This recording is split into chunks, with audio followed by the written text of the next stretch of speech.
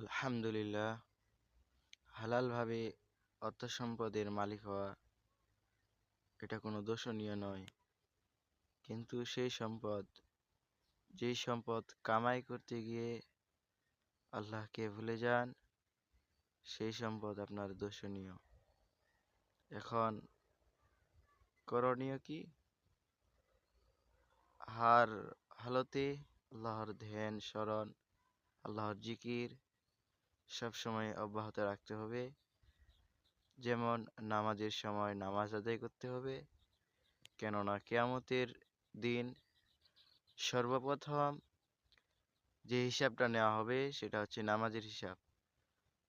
আপনি আমি, আল্লাহ রাব্বুল আলামিন আমাদেরকে সবাইকে কবুল করুন, আমিন। আল্লাহ তাআলা রাব্বুল আলামিন 5 ওয়াক্ত নামাজ যথাসময়ে আদায় করার তৌফিক দান করুন, আমিন।